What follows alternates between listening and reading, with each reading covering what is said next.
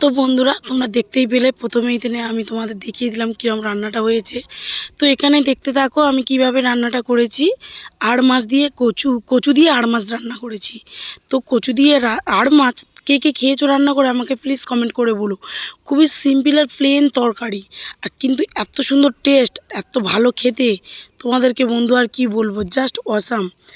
তো দেখো আমি এখানে কচু আর আলুটা একটু বয়েল করেই রেখেছিলাম, কেননা কচু সবসময় একটুখানি ভাবিয়ে ফেলে দিতে হয়, এই কারণেই ওর মানে ল্যালকানি ভাবটা বেশি, ওইটা পেটে যন্ত্রণা করে, তার জন্য করে ভাবিয়ে ফেলে দিলে তারপরে কি আর কি হয় কি পেটে যন্ত্রণাটা হয় না।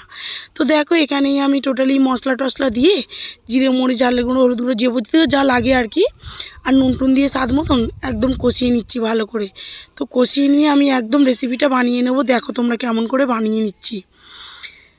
তো আড় মাছ বলতে গেলে প্রায় এটা 1.5 কিলো ওজনের আড় মাছ ছিল, সেই আড় মাছ হচ্ছে রান্না করছি আমি।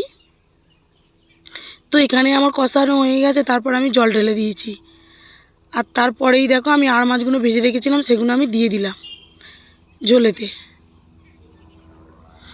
এত দুর্ধর্ষ রান্না হয়েছে আর এত সুন্দর খাওয়া হয়েছে, তোমাদেরকে কি বলবো, জাস্ট অসাম, জাস্ট অসাম। এত দারুণ খেতে হয়েছে। আর দেখো তোমরা রান্নার লুকটা দেখো, কত সুন্দর রান্নাটা হয়েছে। এরকমভাবে প্লেনভাবে বাড়িতে রান্না করে খেয়ে দেখো, খুব সুন্দর আর দারুণ লাগবে। তো চলো তোমাদেরকে খাইয়ে না দেখালে হয়, খেয়ে দেখলে তবে তো বুঝতে পারবে যে কেমন হয়েছে। তো দেখো এখানে আমি ভাত আর মাছ নিয়েই নিয়েছি অলরেডি। তো এত সুন্দর হয়েছে খেতে, তোমাদেরকে কী বলবো, আর কচুগুলো একদম সেই গলে গেছে একদম, আর মাছটাও হেভি সফট আর হেভি টেস্টি হয়েছে। তো যার যার আমার ব্লগটা ভালো লাগছে প্লিজ একটু কমেন্ট করো, লাইক করো। আর ভিডিওর মধ্যে একটা আওয়াজ হয়েছে, ওটা একটা মানে যাচ্ছিলো আর কি। তো যাই হোক, বাই বাই।